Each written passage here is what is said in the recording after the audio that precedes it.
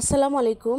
আপনাদেরকে স্বাগতম আমার আব্দুল্লাহস ক্রিয়েটিভ জবস নতুন একটি ব্লগ ভিডিওতে। আশা করি সবাই ভালো আছেন। আমরা আছি আলহামদুলিল্লাহ মোটামুটি ভালো। তো এই যে সকালবেলা মেয়েকে স্কুল থেকে আনতে যাচ্ছি। আমাদের স্কুলে যাইতে হলে সবসময় নদী পার হয়ে যেতে হয়, আর নদীর সৌন্দর্য সবসময় আমাদেরকে মুগ্ধ করে। তাই মনে হলো যে নদীর একটু ভিডিও করে নিই। যে একদম আকাশটা পরিষ্কার, একটু রৌদ্রোজ্জ্বল ছিল, আবার প্রচণ্ড রকমের বাতাস, নদীতে ঢেউ ছিল, হালকা হালকা ঢেউ। তো বাতাসটা যখন গায়ে লাগতেছিল খুব ভালো লাগতেছিল। তো মনে হলো আপনাদের সাথে হালকা একটু ভিডিও করে নিই, একটু শেয়ার করতে পারবো, আমার বন্ধুরা আমাদের নদীটা দেখতে পারবে যে নদীর আশপাশে কত সুন্দর, নদীটাও দেখতে কত সুন্দর। আর বর্ষাকালে নদীর সৌন্দর্য আরও অনেক গুণে বেড়ে যায়। তো এই তো এরকম করে নদীর সৌন্দর্য দেখতে দেখতে নদী পার হয়ে গেলাম। পার হয়ে মেয়েকে নিয়ে বাসায় আসলাম। এই যে নৌকা থেকে নামবো, এখন নেমে বাসায় যাব। দেখি বাসায় গিয়ে কী করি। 2 দিন ধরে খাওয়া দাওয়ার প্রতি কোনো রুচি নেই। আর বাড়িতে একদম বৃষ্টিতে অবস্থা অনেক খারাপ হয়ে গেছে। আপনাদের সাথে সেটা শেয়ার করব, দেখাবো যে দেখেন আমার বাড়িটা কেমন হয়ে গেছে। আমার বাড়ি সবাই পছন্দ করতো, খুব সুন্দর দেখা যেত বাড়িটা। সেই বাড়ি দেখেন একদম পাতা লতা পড়ে, ডাল টাল ভেঙে, ঝড় তুফানে একবারে খারাপ অবস্থা।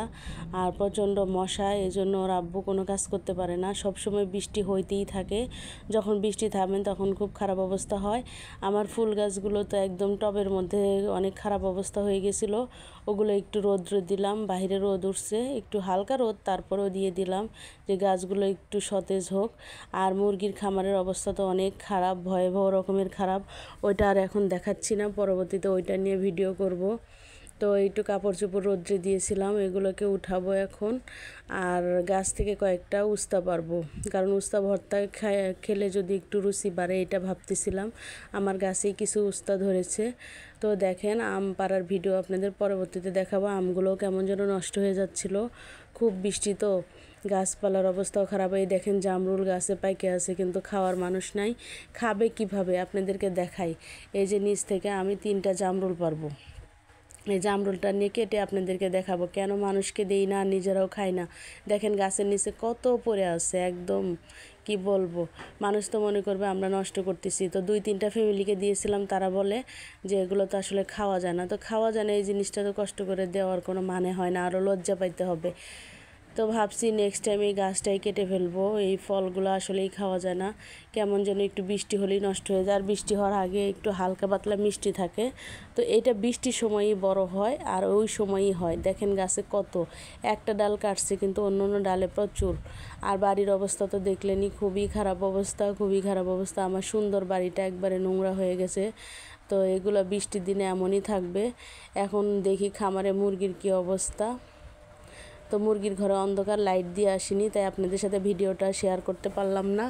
পরবর্তীতে লাইট দিয়ে পরিষ্কার করে আপনাদেরকে দেখাবো। নোংরা জিনিস দেখালে আপনাদের অনেক খারাপ লাগবে, তাই আর দেখালাম না।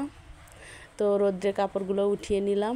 তারপরে এখন গাছের উস্তা পাড়তে যাব। দেখি গাছে কয়েকটা উস্তা আছে, বললামই তো, দেখি রুচি ফিরে আসে কিনা।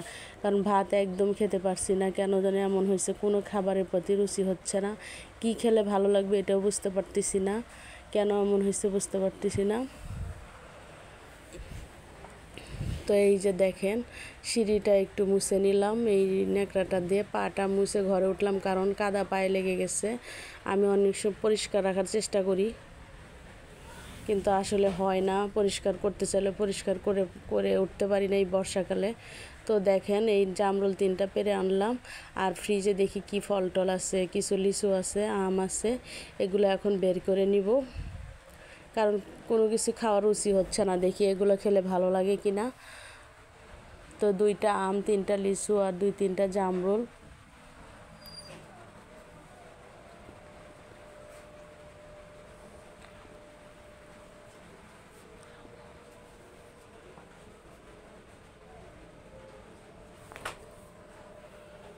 তো এই দেখেন ফলগুলোকে কেটে নিয়েছি।